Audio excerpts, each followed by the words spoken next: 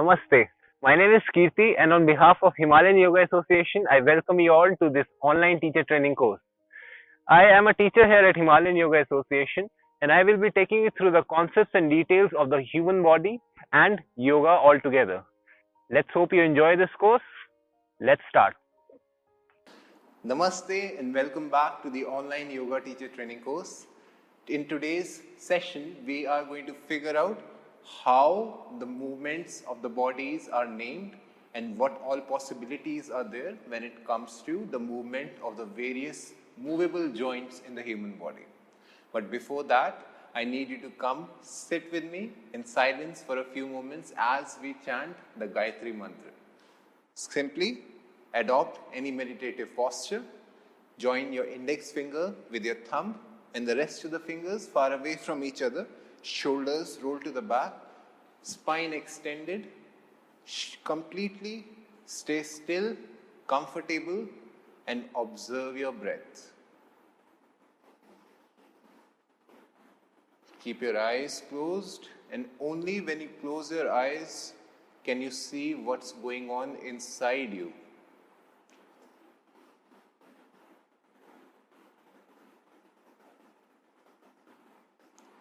Please use the maximum capacity of your lungs to breathe. At the same time, do not stress your lungs at all. Whatever is comfortable is perfect and ideal in this situation.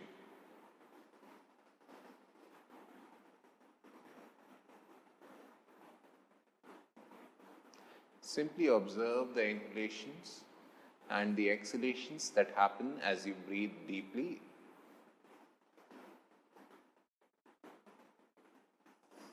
And once you've gathered all the awareness and attention, bring your awareness back to your hands and join your palms in front of your chest.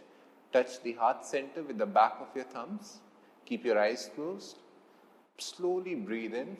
Now we'll chant the mantra. If you know the mantra, you can chant with me. Otherwise, you can always repeat it afterwards. Inhale. Om Bhurbhuva Swaha Tatsaviturvarenyam Bhargo Devasya Dhimahi Dhiyo Yo Na Prachodayat.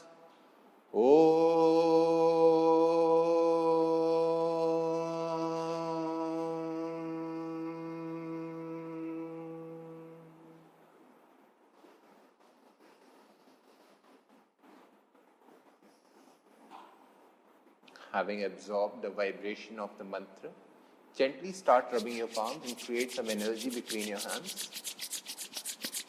Cover your eyes with your palms. Transfer this energy to your eyes first. Then massage your face, the back of your neck.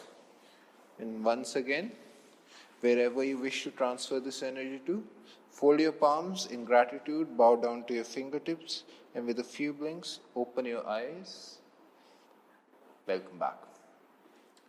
So, what are the different movements possible when it comes to the movement of the various joints in the human body? Of course, we can think about moving your arms straight or raising your legs, which is a generic term for discussion when we are talking about the various movements or making any actions in our everyday lives. But the scientific terms are completely different. Please remember the importance of anatomy and how it will help you decipher the various medical terms given to you, just in case if you're planning to go further in case of anatomy or in case of yoga therapy. Here you can see on the board there are 13 different types of movements available that we can make with the help of the various joints available in the human body. What are these names? What are the meanings of these names? And what is it that we're talking about? I'm pretty sure all of us are pretty well aware of all of these possibilities. Let's just go through it once and for all so that we are also well versed with the anatomical medical terms. The first one is abduction. What comes to your mind when you hear the word abduct? Abduct means to take something away from its original source. That is what abduction means. So if a person is standing straight or is in a still position, taking something away from the location of its original source where it's comfortably resting is called as abduction. In case of the body language, taking it away from the source of the body. This is the actual resting position of my hand where there is no stress involved. If I take my hand away from the body, this becomes abduction. The opposite of that, the opposite of abduction, which means to bring something back to its source, is called as adduction. Abduction, taking it away from the body. Adduction, bringing it back to the body. The third one, flexion. Flexion, in simple terms, the easiest way to understand flexion is to reduce the angle between two body parts as it is.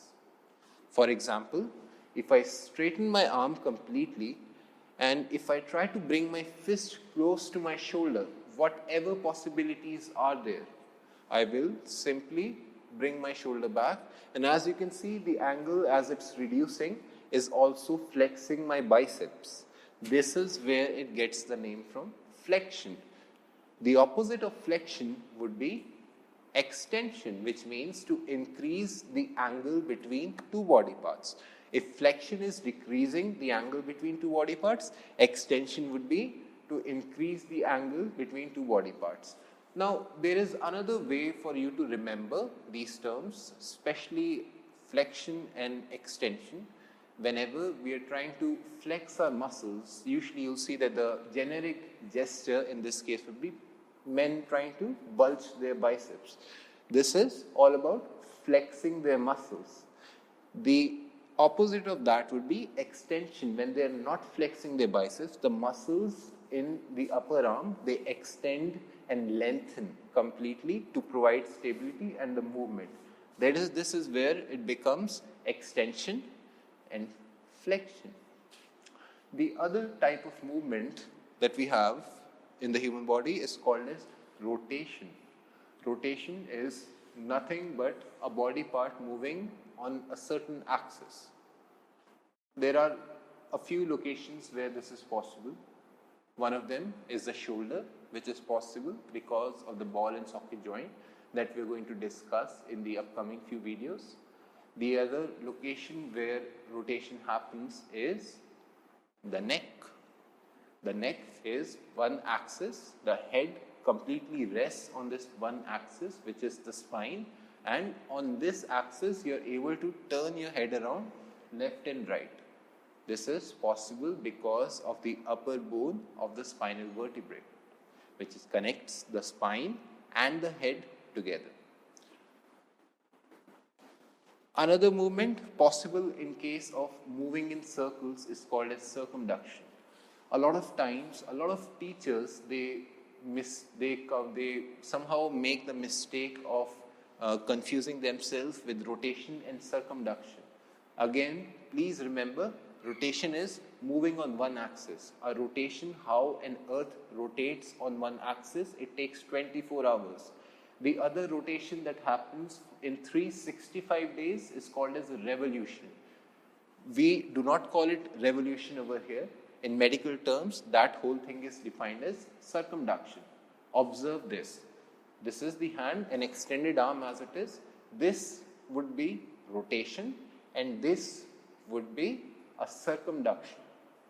This would be circumduction and this would be rotation. Never get confused between these two terms.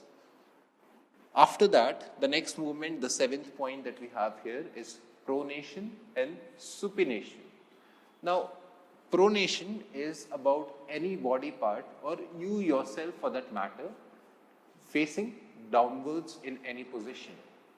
For instance, if I am laying down flat with my head facing the floor, I am in a prone position. The opposite of that would be supination, which means that I am still laying on the floor, but my head is facing the ceiling. In that case, this whole thing is not applicable only on the body, it's also applicable on various parts of the human body. For instance, spread your arm in the front and observe if the palm is facing the floor or is it facing the ceiling. If your palm is facing the floor, it becomes a pronation, and if the palm is facing the ceiling, it becomes supination. Another easy way for you to remember these two terms and not get confused by it is how, if you have attended any yoga classes, then there are 4 categories of poses in the yoga classes: standing, sitting, prone and supine. The prone and supine comes from pronation and supination itself. Prone poses are the ones which you have to do before you get into the supine category of poses. Supine poses are the one where you're facing the ceiling, which you have to do before you get into Shavasana or the corpse pose. So pronation, something which is facing the floor; supination, something which is facing the ceiling. The next category or the next opposites of movements available to the human body are protraction and retraction. There are certain parts of the human body which are able to extend beyond their body, which are able to extend beyond their normal position and retract as well. If you are aware of the language, then protraction and retraction, they are very easy to understand by just reading their names. Retraction means bringing something back or being taken aback, and protraction is taking something forward or pushing away from you. So, for instance, I want you to interlock your hands in front of your chest with your palms facing away. Keep the spine active as it is. Do not lean further. And while you're here, I need you to extend your shoulders away from each other as much as you can without disturbing your spine. You'll observe that there is slight extension in the shoulder joint as it is, which does not come from the bending of the spine. The opposite of that would be retraction. When you take your hands back without again disturbing your spine, the shoulder blades become closer to each other as you bring your hands back to you without bending your elbows. This is the difference between protraction and retraction. Protraction, pushing something away; retraction, bringing something back or pulling something towards you. Another example of protraction and retraction happens in the jaw. You are able to push the lower jaw further away, trying to make different types of movements when you're trying to speak or when you're trying to chew, for that matter. So protraction, pushing the jaw to the front; and retraction, bringing it back so that it is not in its resting position, but it's pulled back, opposite of protraction. The next form of movement that's possible in case of the human body is elevation and depression. Elevation and depression, again, they are very easy to understand by just understanding the names of these two things. Elevation means to take something up, or just like how an elevator goes up, elevation means to raise a certain body part upwards. And depression means to bring a certain body part downwards. How protraction and retraction is about pushing forward and backward, similarly, elevation and depression is about pushing a certain body part upwards or downwards. For instance, once again, interlock your hands. Let's work with the shoulder joints once again.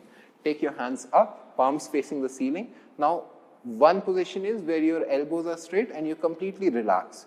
Please extend them upwards, which means elevate your shoulders upwards and see if you're able to go beyond where you were already. The depression of this would be to bring your hands down or in a comfortable position, which means to depress your shoulders downwards. Another easy way for you to understand, if you're still confused, just observe the shoulder blades as it is. This would be elevation and this would be depression. Pushing something upwards and downwards, elevation and depression. The last type of movement that's possible in case of the human body is called as hyperextension. Please do not get confused between hypermobility and hyperextension. Hyperextension is very normal. Hypermobility is more of disability, so to say, or some people who are hypermobile when it comes to various movements, they have their own set of luxuries, but they also do have their own set of problems. Here we are going to discuss hyperextension, how hyperextension works, extending a certain body part or increasing the angle between a certain body part. Hyperextension works even exceeding the limits of extension. In simple terms, hyperextension is all about extending a body part beyond the scope of its own movement. For example, this is an extension, this is an extension, this is a hyperextension, moving the shoulder beyond what it's supposed to move as. Again, extension, pretty normal, pretty comfortable. Extension, right in line with the midline of the body, and moving it beyond the scope of movement would be hyperextension. This is possible in many cases. This is a movement which is obviously not comfortable for many people. This usually takes place if your body is very warm after a good warm-up before any exercises, or in case if you're generally very, very flexible. Kids are more prone to hyperextending their joints as compared to grown adults. That's because their bodies are more supple, their bodies are more flexible than us adults. This is everything you need to know about the different types of movements that could happen with the joints in the human body. In the next session, we are going to discuss the various types of joints available in the human body. I hope you found today's class informative. I do have some homework for you. Afterwards, I need you to correlate and observe what all movements take place in case of your human body. I need you to observe, take an example of each and every movement through your own physical body, practice them on your own, and try to memorize these terms on your own. Until next time, I'll see you again. Thank you and namaste.